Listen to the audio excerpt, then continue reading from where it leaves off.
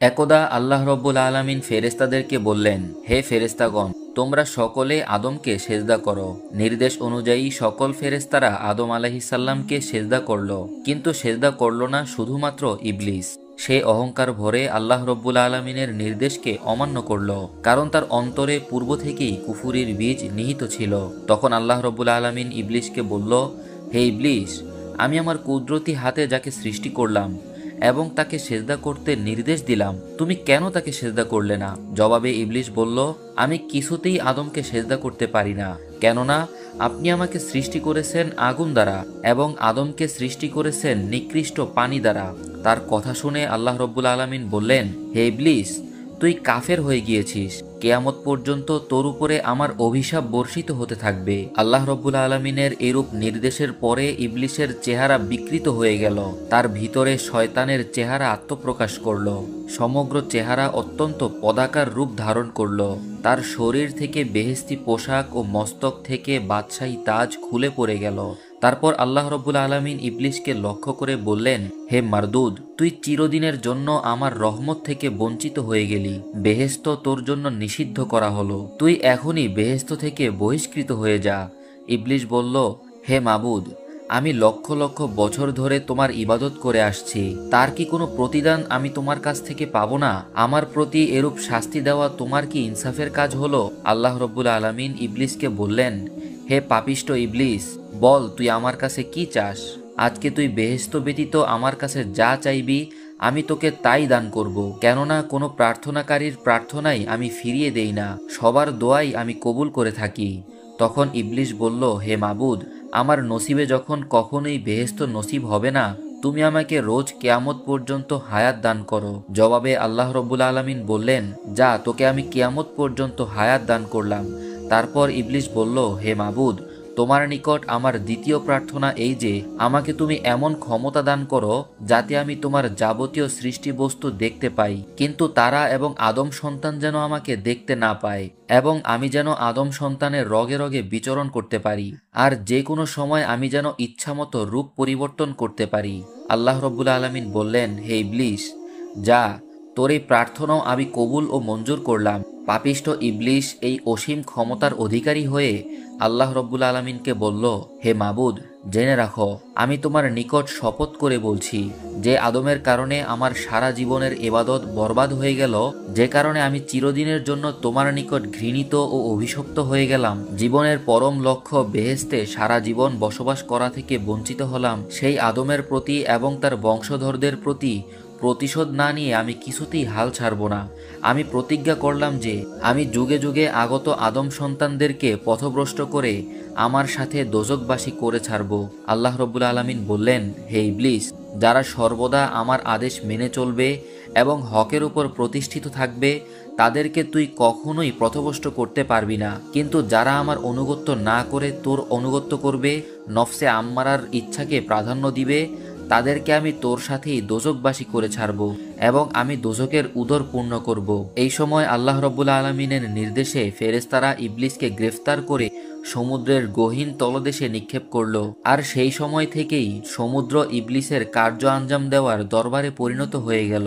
এদিকে আল্লাহ রব্বুল আলামিন ফেরেশতাদেরকে নির্দেশ দিলেন, তোমরা আদমকে জান্নাতের মধ্যে সর্বোচ্চ জান্নাত জান্নাতুল ফেরদাউসে বসবাস করার ব্যবস্থা করে দাও। ফেরেশতারা আল্লাহ রব্বুল আলামিনের নির্দেশে আদম আলাইহিসসালামকে সর্বরকমের সুখ ও শান্তির ব্যবস্থা করে দিল। তার কোনরূপ দুঃখ কষ্ট রইল না।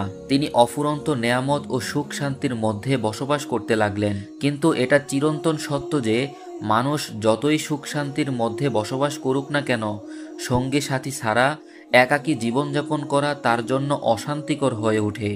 হযরত আদম আলাইহিসসালামের ক্ষেত্রেও ঠিক একই অবস্থা ঘটল, যার ফলে তিনি জান্নাতুল ফেরদাউসে অকল্পনীয় সুখ শান্তির মধ্যে থেকেও কেমন যেন তার মধ্যে একটা অশান্তি বিরাজ করতে লাগলো।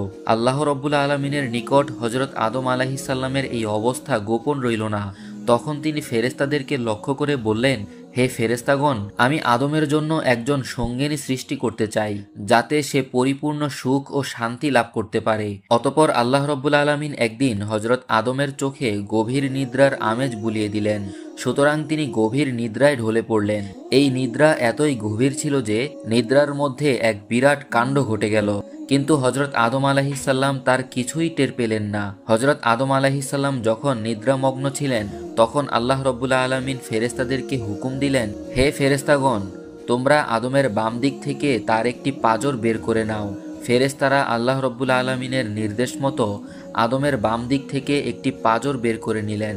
অতঃপর সেই পাঁজরখানা আল্লাহ রাব্বুল আলামিনের নিকট উপস্থাপন করা হলো। আল্লাহ রাব্বুল আলামিন সেই পাঁজর থেকে পরম সুন্দরী একজন যুবতী সৃষ্টি করলেন এবং তাকে বেহেশতের উত্তম পোশাক দ্বারা সুসজ্জিত করলেন। সেই পরমা সুন্দরীর নাম রাখা হলো হাওয়া।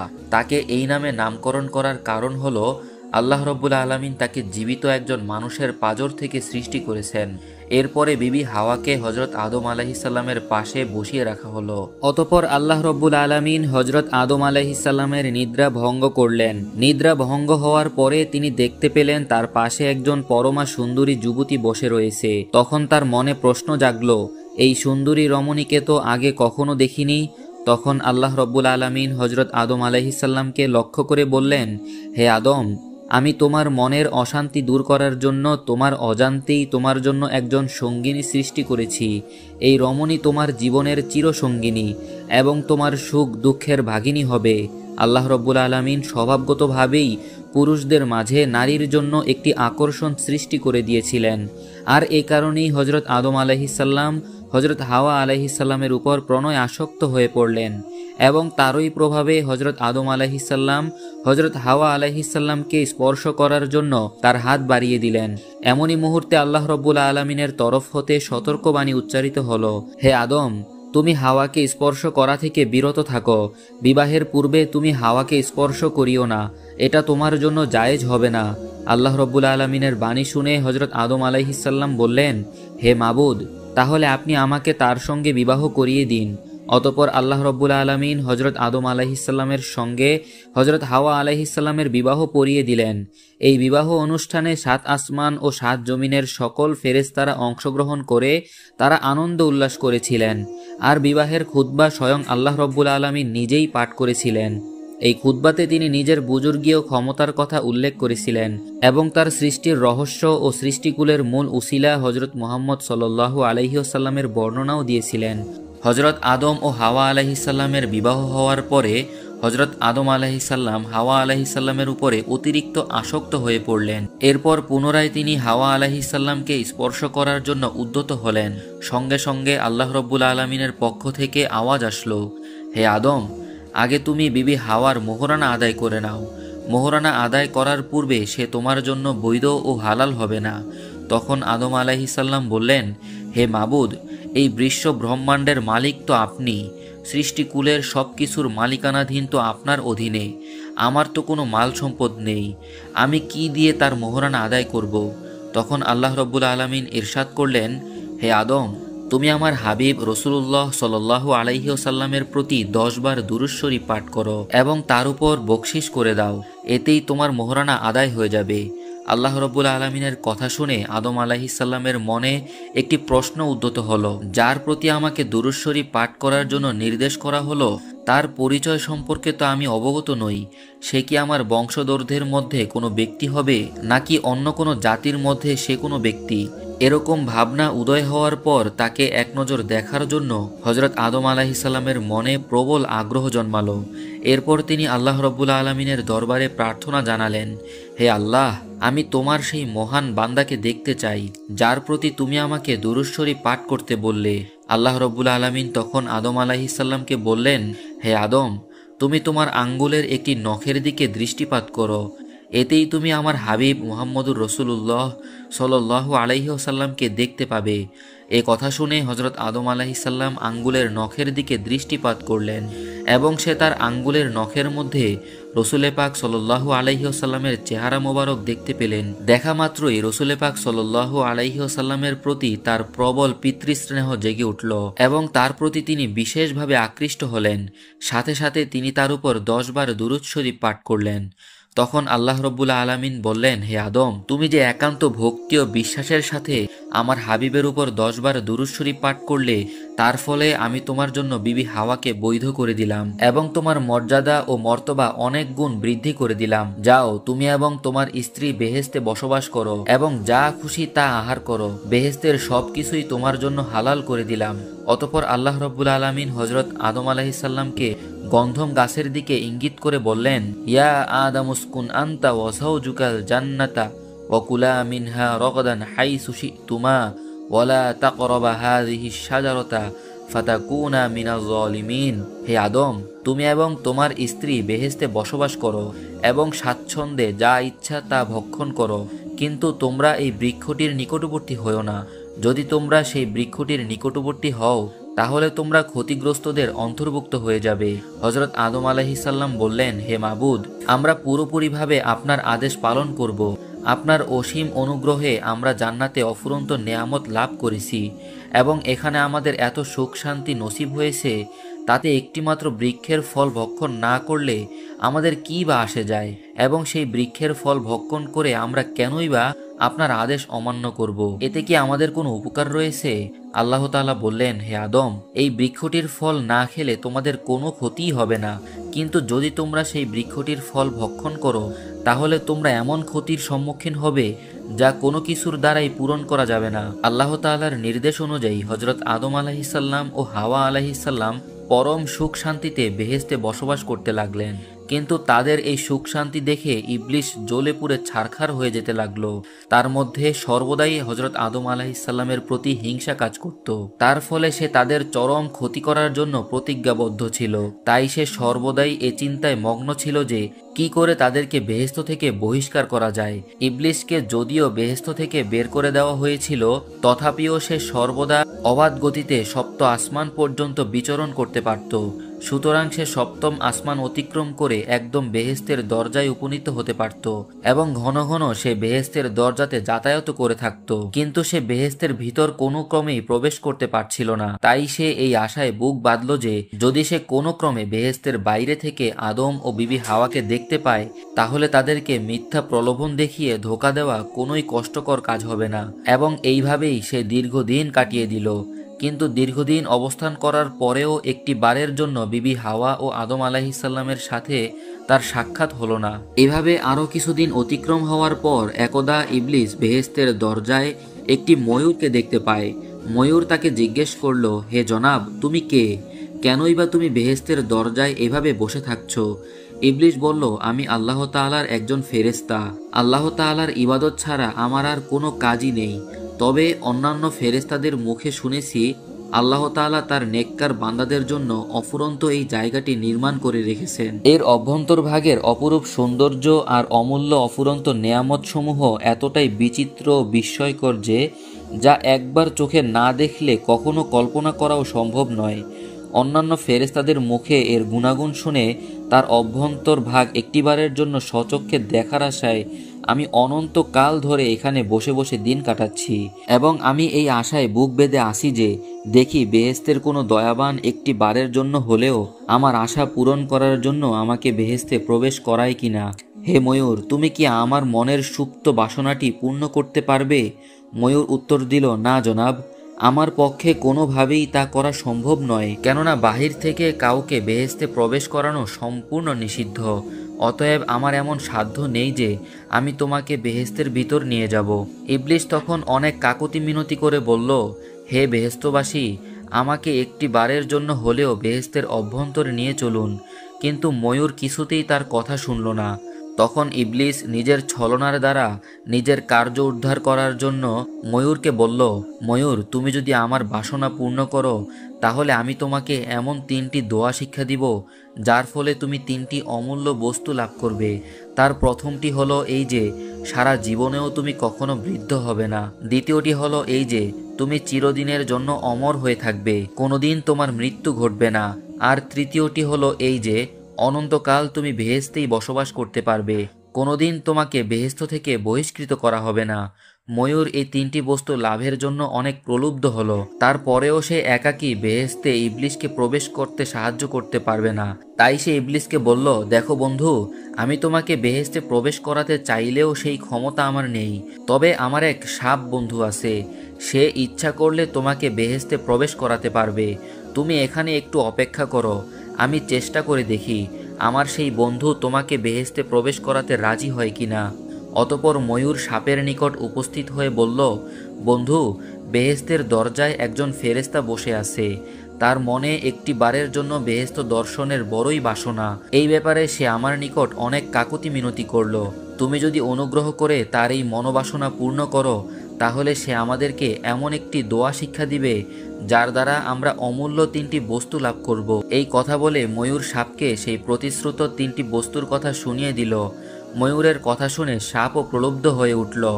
অতপর সে বেহেশতের দরজায় এসে ইবলিসকে লক্ষ্য করে বলল, কি হে বন্ধু, তুমি নাকি বেহেশতে প্রবেশ করতে চাও এবং তার বিনিময়ে তিনটি দোয়া শিখিয়ে দিবে? যদি তাই হয় তাহলে আগে তিনটি দোয়া শিখাও, তারপরে আমি তোমাকে বেহেশতে প্রবেশের ব্যবস্থা করে দিব। ইবলিস বলল, আমি তোমাদেরকে শপথ করে বলছি, আমাকে বেহেশতে প্রবেশ করিয়ে দিলে আমি তোমাদেরকে সেই তিনটি দোয়া শিখিয়ে দিব। কিছুতেই এর অন্যথা করব না। আগে বেহেশতের অপূর্ব সৌন্দর্য রাশি দেখে আমার চক্ষুকে শীতল করি, তারপরে আমি তোমাদেরকে দোয়া তিনটি শিক্ষা দিব। তোমরা আমার প্রতি কোনো রকম সন্দেহ করিও না। তখন সাপ বলল, বাহির থেকে কাউকে বেহেশতে নিয়ে যাওয়ার অনুমতি নেই। এখন তুমি যদি দর্শনের একান্তই বাসনা করো, তবে এই কাজ গোপনে ও সাবধানে করতে হবে। প্রকাশ্যে কিছুই করা সম্ভব নয়, কেননা এই ঘটনা প্রকাশ পেলে আমার আর রক্ষা থাকবে না। আমাকে চরম শাস্তি ভোগ করতে হবে। তুমি এক কাজ করো, আমি মুখে হাঁ করছি, তুমি আমার মুখের মধ্যে বসে থাকো। এরপর সাপটি মুখে হাঁ করল। তখন ইবলিস সাপের মুখে বসে রইল। অতপর ময়ূরটি সাপটিকে ছো মেরে নিয়ে গিয়ে বেহেশতের ভিতরে গন্ধম বৃক্ষের নিকট পৌঁছে দিল। এরপর ইবলিস সাপের মুখ থেকে বের হয়ে ফেরেশতার রূপ ধারণ করল এবং করুণ চোখে কাঁদতে লাগলো। তখন সাপ ও ময়ূর নিজেদের কার্য সমাধান করে দ্রুত সেখান থেকে সরে পড়ল। ইবলিসের নিকট থেকে দোয়া শিখার সাহস আর তাদের হলো না, কারণ তাদের ভয় হচ্ছিল তাদের এই কাজটি কোনোভাবে যদি প্রকাশ পেয়ে যায় তাহলে তাদের কঠিনতর কঠিন শাস্তি হবে। ইবলিসের কান্না শুনে বেহেশতের সকল হুর গেলমানরা তার কাছে সমাবেত হলো, এমনকি বিবি হাওয়াও সেখানে উপস্থিত হলেন। তখন হাওয়া আলাইহিসসালাম ইবলিসকে জিজ্ঞেস করলেন, হে আল্লাহর বান্দা, তুমি এভাবে কাঁদছো কেন? ইবলিস বলল, আমি তোমাদের পরিণামের কথা ভেবে কাঁদছি। আল্লাহ তাআলা তোমাকে এবং তোমার স্বামীকে বেহেশত থেকে বহিষ্কার করে পৃথিবী নামক একটি অশান্ত ও নিরস জায়গায় প্রেরণ করবেন। এ কথা আরশে আজিমে লিপিবদ্ধ রয়েছে। পৃথিবীতে প্রেরণের ব্যাপারটি প্রক্ষান্তরে একটি শাস্তির শামিল। পৃথিবীতে দুঃখ, কষ্ট, পরিশ্রম ও ক্ষুধা পীড়া বিরাজমান রয়েছে। সেখানে পরিশ্রম করে খাদ্য উৎপাদন করতে হবে। খাদ্য উৎপাদনে ব্যর্থ হলে ক্ষুধার যন্ত্রণায় অস্থির হতে হবে। সেখানে তোমাদের অসংখ্য সন্তানাদি জন্ম নিবে। তাদের মধ্যে সর্বদা ঝগড়া বিবাদ লেগেই থাকবে। খুন খারাপি নিত্যদিনের সাধারণ ব্যাপার হয়ে উঠবে। রোদ বৃষ্টির মধ্যে দিন কাটাতে হবে। আল্লাহ তাআলাকে শত শতবার ডেকেও তার সাক্ষাৎ লাভ করতে পারবে না। তিনি সহজে বনি আদমের কোনো দাবি পূরণ করবেন না। মানুষ জন্ম থেকে মৃত্যু পর্যন্ত অবিরাম পরিশ্রম করেও নিজের পেটের আহার সংগ্রহ করতে পারবে না। তখন অন্যায় ও অসৎ পথ গ্রহণ করতে বাধ্য হবে। এক কথা, দোজখের যন্ত্রণার চেয়ে দুনিয়ার যন্ত্রণা কোনো অংশেই কম নয়। এই ভয়াবহ কষ্ট দেখে তোমরা দিবানিশি শুধু চোখের পানি ফেলে কাঁদবে আর কাঁদবে, কিন্তু তাতে তোমাদের দুঃখের অবসান হবে না। আমি তোমাদের সেই দুঃখময় জীবনের কথা ভেবে কাঁদছি। বিবি হাওয়া তখন শয়তানকে জিজ্ঞেস করল, তোমার কথা যে সত্য তার প্রমাণ কি? শয়তান বলল, আমি আল্লাহর নামে কসম করে বলছি, আমি এক বিন্দুও মিথ্যা কথা বলিনি। যদি আমি মিথ্যা কথা বলি তাহলে আমার উপর আল্লাহ তাআলা ও ফেরেশতাদের লানত বর্ষিত হয়। বিবি হাওয়ার নারী সুলভ মন, তাই শয়তানের এরূপ বক্তৃতায় সে কিছুটা প্রলুব্ধ হলো। তখন সে জিজ্ঞেস করল, তবে পৃথিবীর এই নির্বাসন থেকে মুক্তি পাওয়ার উপায় কি? শয়তান বলল, এর একটি উত্তম উপায় রয়েছে, তবে তোমরা সেই উপায় গ্রহণ করবে কি না আমি জানি না। বিবি হাওয়া বলল, তুমি বলো, অবশ্যই সেটা আমরা গ্রহণ করব। তখন ইবলিস গন্ধম গাছের দিকে ইঙ্গিত করে বলল, এই যে একটি গাছ দেখছো, এটার দু একটা ফল খেতে পারলেই তোমরা বেহেশতে স্থায়ীভাবে বসবাস করতে পারবে। তবে আর তোমাদেরকে পৃথিবীতে যেতে হবে না। তখন বেহেশতে আরাম আয়েশ তোমাদের জন্য সর্বদা বাধ্য হয়ে থাকবে। বিবি হাওয়া বললেন, এই গাছের ফল খেতে তো আল্লাহ তাআলা আমাদেরকে বারণ করেছেন, তাহলে এটা কিভাবে সম্ভব? শয়তান বলল, আল্লাহ তাআলা দয়ার সাগর, তিনি অপরাধ ক্ষমা করে থাকেন, এজন্যই তার এক নাম গফুর। তিনি তার নামের মর্যাদা রাখবেন বলে ওয়াদা করেছেন। অতএব আল্লাহ তাআলার করুণা প্রাপ্তির বিষয়ে তোমাদের কোনো ভাবনা চিন্তার প্রয়োজন নেই। আমি মনে করি তোমরা যদি এই ফল ভক্ষণ করার পরে আল্লাহর কাছে ক্ষমা প্রার্থনা করো, তাহলে তোমাদেরকে আল্লাহ রব্বুল আলামিন ক্ষমা করে দিবেন। এতে তোমরা আল্লাহ তাআলার ক্ষমাও পেয়ে যাবে এবং বেহেশতে চিরদিনের জন্য বসবাসও করতে পারবে। এখন ভেবে দেখো তোমরা কি করবে। ইবলিশের এরূপ কথা হযরত হাওয়া আলাইহিস সালাম বিশ্বাস করে নিলেন। তখন তিনি উক্ত গাছটির কাছে গিয়ে 3টি ফল ছিঁড়ে নিজের হাতে নিলেন। অতঃপর তিনি একটি ফলের খোসা ছাড়িয়ে দেখলেন তাতে ফোঁটা ফোঁটা রক্ত দেখা যাচ্ছে। এই রক্ত সম্পর্কে হযরত মুয়াজ রাদিয়াল্লাহু তাআলা আনহু বলেছেন, বিবি হাওয়ার হাতে গন্ধমের রক্ত দেখার অন্তর্নিহিত কারণ ছিল সকল নারীর প্রতি মাসে একবার রক্ত দেখা বাধ্যতামূলক করে দেওয়া। অতঃপর তিনি ফলগুলো হাতে নিয়ে হযরত আদম আলাইহিস সালামের সিংহাসনের নিকট পৌঁছালেন। হযরত আদম আলাইহিস সালাম তখন বিবি হাওয়া আলাইহিস সালামকে জিজ্ঞেস করলেন, তোমাকে এতটা মলিন দেখাচ্ছে কেন? আর তোমার শরীরের সেই সুগন্ধিই বা গেল কোথায়? বিবি হাওয়া বললেন, আমি এক মহা বিপজ্জনক সংবাদ নিয়ে এসেছি। হযরত আদম আলাইহিস সালাম বললেন, কি সেই সংবাদ? বিবি হাওয়া বললেন, আল্লাহ তাআলা নাকি আমাদেরকে বেহেশত থেকে নির্বাসন দিয়ে দিবেন, আমাদেরকে পৃথিবী নামক বিপজ্জনক জায়গায় প্রেরণ করবেন। এমত অবস্থায় পৃথিবীতে না গিয়ে বেহেশতে চিরস্থায়ী বসবাস করার একটি পন্থা আমি খুঁজে পেয়েছি। আল্লাহর এক ফেরেশতা আমাকে সেই পন্থা বলে দিয়েছেন এবং তিনি পৃথিবীর দুর্গম ও কঠিন জীবনযাপন সম্পর্কে সবকিছু বলেছেন। অতঃপর যখন আমি তার কাছে সেই প্রতিকার জানতে চাইলাম, তখন সেই ফলটি দেখিয়ে আমাকে বলেছে, যদি এই ফলটি ভক্ষণ করতে পারো তাহলে চিরস্থায়ী জান্নাতে বসবাস করতে পারবে। হযরত আদম আলাইহিস সালাম বিবি হাওয়া আলাইহিস সালামের কথা শুনে বললেন, এটা কি সেই নিষিদ্ধ গাছের ফল যা ভক্ষণ করতে আল্লাহ রব্বুল আলামিন বারবার নিষেধ করেছেন? হযরত হাওয়া আলাইহিস সালাম বললেন, জি, এটা সেই গাছের ফল।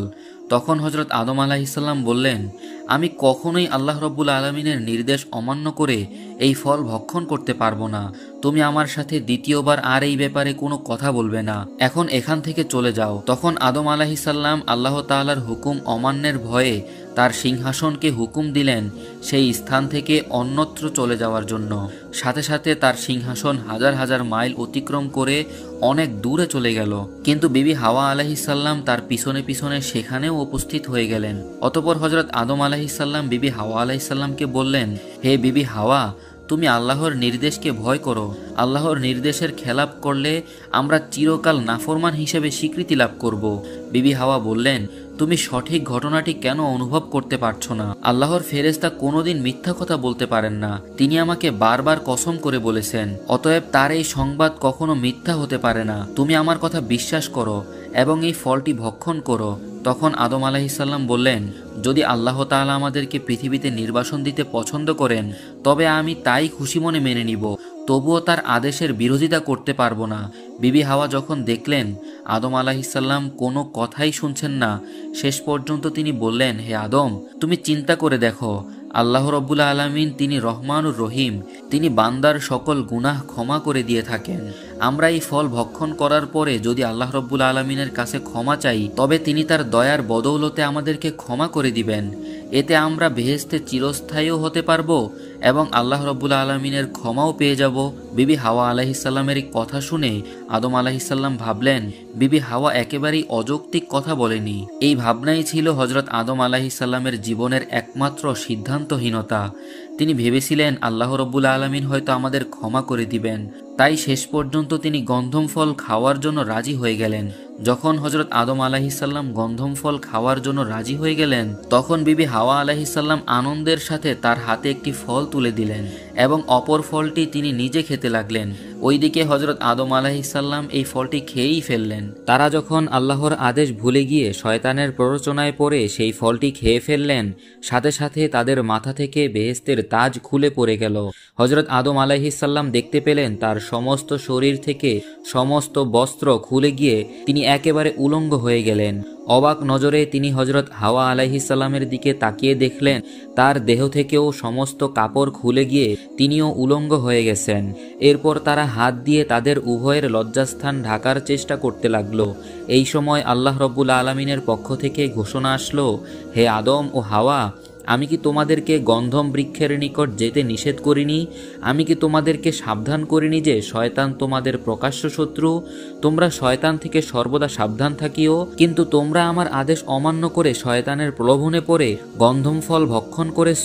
সুতরাং এখন আর তোমরা পবিত্র বেহেশতে বসবাসের যোগ্য নও, তোমরা বেহেশতে বসবাসের যোগ্যতা হারিয়েছ। গন্ধম ফল খাওয়ার পরে হজরত আদম ও বিবি হাওয়া যখন বস্ত্র হারিয়ে উলঙ্গ হয়ে গেলেন, তখন তারা নিজেদের লজ্জাস্থান ঢাকার জন্য আর কোনো বস্তু খুঁজে না পেয়ে বৃক্ষের পাতা দিয়ে তাদের লজ্জাস্থান ঢাকার মনস্থ করলেন এবং একে একে বিভিন্ন বৃক্ষের কাছে গিয়ে তাদের পাতা চাইতে লাগলেন। কিন্তু কোনো বৃক্ষই তাদেরকে পাতা দিতে রাজি হইল না। অবশেষে তারা অঞ্জুর ও চন্দন বৃক্ষের কাছে গিয়ে অনুনয় বিনয় করে পাতা চাইতে লাগলেন। এই গাছ দুটি তাদের চরম সংকটাপন্ন অবস্থায় তাদেরকে সাহায্য করলেন এবং তারা হজরত আদম ও হাওয়াকে তাদের শাখা থেকে পাতা ছিঁড়ার অনুমতি প্রদান করলেন। তখন তারা গাছের পাতা ছিঁড়ে অঞ্জুরের পাতা দিয়ে তাদের গুপ্তাঙ্গ এবং চন্দনের পাতা দিয়ে তাদের শরীরের অন্যান্য অঙ্গ ঢাকার চেষ্টা করলেন। চরম সংকটাপূর্ণ অবস্থায় হজরত আদম ও বিবি হাওয়ার এমন দুরবস্থাকালে এই বৃক্ষদ্বয় তাদের প্রতি সহানুভূতি প্রদর্শনের ফলে আল্লাহ রব্বুল আলামিন এই বৃক্ষদ্বয়ের প্রতি অত্যন্ত খুশি হলেন, যার ফলে অঞ্জুরের ফলকে তিনি দুনিয়াতে সবচেয়ে প্রিয় ফল হিসাবে স্বীকৃত করলেন এবং তাকে অত্যন্ত সুস্বাদু করে দিলেন। আর চন্দন বৃক্ষের বাকল এতটাই সুঘ্রাণ হয়ে গেল যে দুনিয়ার মানুষরা তার বাকল আগুনে জ্বালিয়ে সুঘ্রাণ লাভ করতে লাগলো। অতপর হজরত আদম ও হাওয়া আলাইহিসসালাম চরম দুরবস্থাকালে এদিক ওদিক ছোটাছুটি করতে লাগলেন। এমনই সময় আল্লাহ রব্বুল আলমিনের পক্ষ থেকে আদেশ হলো, হে আদম ও হাওয়া, আমি তো তোমাদেরকে পূর্বেই বলেছিলাম তোমরা গন্ধম বৃক্ষটি থেকে সতর্ক থাকো এবং শয়তান তোমাদের প্রকাশ্য শত্রু, তার ফাঁদে তোমরা পা দিও না। তারপরেও যখন তোমরা সেই ভুল করেছ, অতএব এখন তোমাদেরকে শাস্তিস্বরূপ দুনিয়াতে নিক্ষেপ করা হবে। অতপর ফেরেশতাদেরকে আল্লাহ রব্বুল আলামিন আদেশ করলেন, তোমরা আদম ও হাওয়াকে দুনিয়াতে নিক্ষেপ করো। সঙ্গে সঙ্গে আল্লাহ তাআলার নির্দেশ পালন করা হলো। তখন হজরত আদম আলাইহিসসালামকে শরণ দ্বীপে অর্থাৎ সিংহন নামক স্থানে নামিয়ে দেওয়া হলো, আর বিবি হাওয়াকে নামিয়ে দেওয়া হলো জেদ্দা নামক শহরে। হজরত আদম ও হাওয়াকে গন্ধম খাওয়ানোর মূল ভূমিকায় ইবলিস হলেও ময়ূর ও সাপও তাদের সাথে সাহায্য করেছিল। সুতরাং আল্লাহ তাআলা ময়ূরকে লক্ষ্য করে বললেন, হে ময়ূর, তোমার অপরাধ খুব গুরুতর না হলেও তুমি একেবারে নির্দোষ নও। তোমার এই কথা জানা ছিল যে আমার অনুমতি ছাড়া বেহেশতের অভ্যন্তরে কেউকে প্রবেশ করানো সম্পূর্ণরূপে নিষিদ্ধ। তথাপিও তুমি অপরিচিত একজন ব্যক্তিকে বেহেশতে প্রবেশ করতে সাহায্য করেছ। সুতরাং এ কারণে তোমাকে কিছু শাস্তি ভোগ করতে হবে।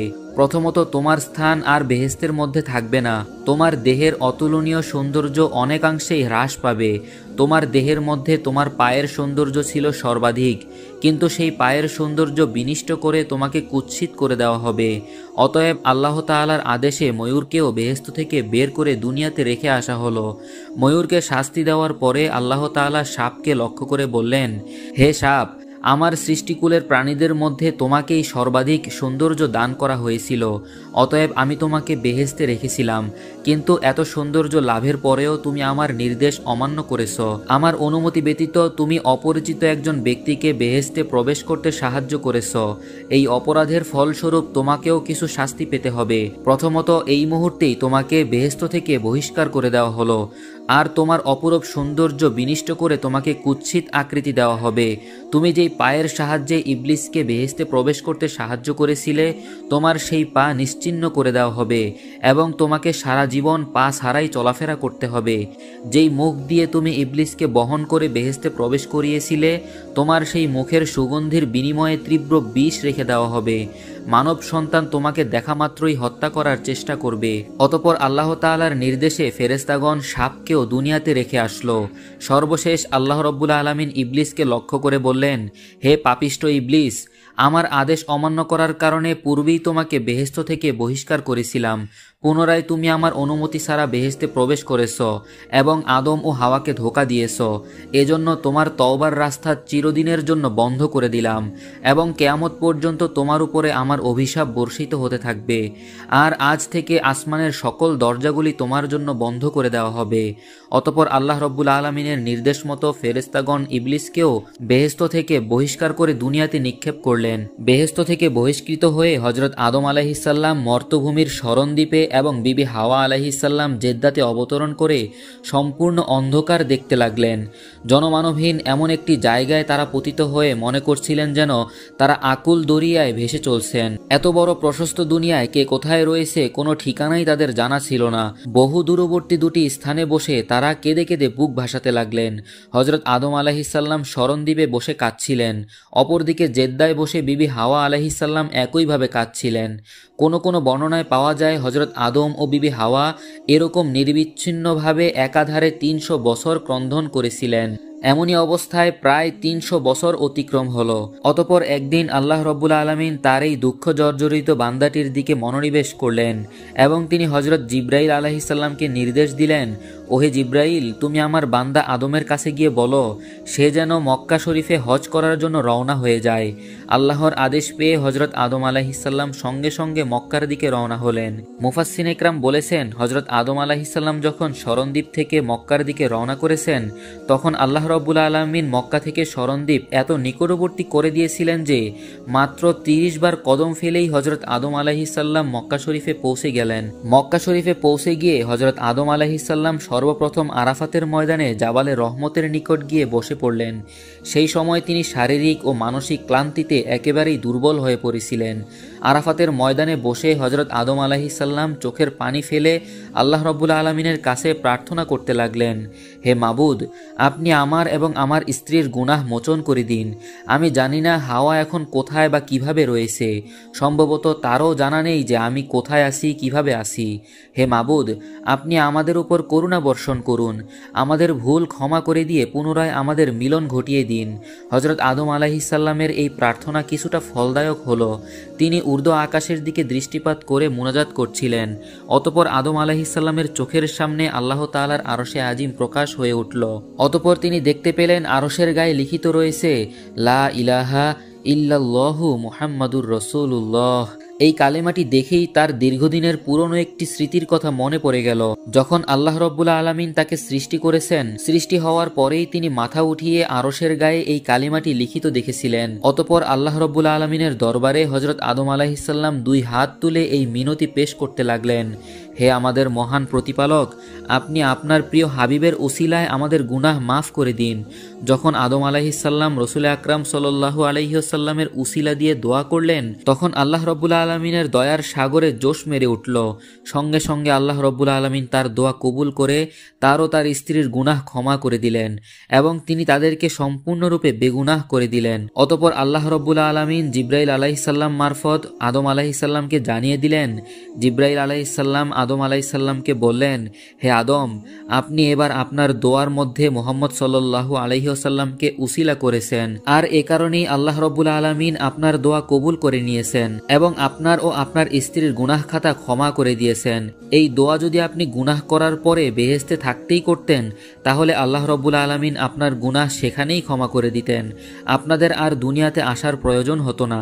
অতপর হজরত আদম আলাইহিসসাল্লাম বললেন, ওহে জিব্রাইল, এতদিন আমি এই কালিমাটি এতটাই ভুলে গিয়েছিলাম যে আমি কিছুতেই তার কথাটি মনে করতে পারছিলাম না, কিন্তু আজ আল্লাহ রব্বুল আলমিনের মেহেরবানিতে আবারও সেই কালেমার কথা মনে পড়ে যায়। তাই আমি সেই কালেমার উসিলা দিয়ে আল্লাহ রব্বুল আলমিনের নিকট দোয়া করলাম। ফেরেশতা জিব্রাইলের সাথে আদম আলাইহিসসাল্লামের এরূপ কথোপকথন চলছিল। হঠাৎ আদম আলাইহিসসাল্লামের চোখের দৃষ্টি দূরের একটি প্রান্তরে পতিত হলো। তিনি দেখতে পেলেন জেদ্দার দিক থেকে বিবি হাওয়া তার দিকেই এগিয়ে আসছেন। এই দৃশ্য অবলোকন করে হজরত আদম আলাইহিসসাল্লাম আর বসে থাকতে পারলেন না। তিনি দ্রুত এগিয়ে গিয়ে বিবি হাওয়া আলাইহিসসাল্লামকে জড়িয়ে ধরে আকুলভাবে কাঁদতে লাগলেন। বিবি হাওয়াও দীর্ঘদিন পরে স্বামীকে ফিরে পেয়ে অবুঝ শিশুর মতো ফুফিয়ে ফুফিয়ে কাটতে লাগলেন। সুদীর্ঘ 300 বছর বিচ্ছেদের পর স্বামী স্ত্রীর এভাবে সাক্ষাৎ বা মিলন লাভের এই অপূর্ব দৃশ্যটি সত্যি আশ্চর্যজনক। হযরত আদম ও বিবি হাওয়ার ক্রন্দন যেন কিছুতেই থামছে না। তাদের এই কান্নার দৃশ্য জমিন ও আসমানের অসংখ্য ফেরেশতা অবলোকন করছিলেন। তারা সকলে তাদের কান্নার সাথে সামিল হলো। তারাও আল্লাহ রাব্বুল আলামিনের দরবারে অশেষ শুকরিয়া আদায় করলো। দীর্ঘকাল পরে হযরত আদম ও হাওয়া আলাইহিস সালামের যেই স্থানে সাক্ষাৎ হয়েছিল সেই স্থানটিকে আমরা বর্তমানে আরাফাতের ময়দান নামে চিনি। প্রিয় দর্শক, এই ছিল আমাদের আদিপিতা ও আদিমাতা হযরত আদম ও হাওয়া আলাইহিস সালামের কাহিনী। আল্লাহ রাব্বুল আলামিন আমাদেরকে তাদের জীবন থেকে শিক্ষা লাভ করার তৌফিক দান করুন। আমিন।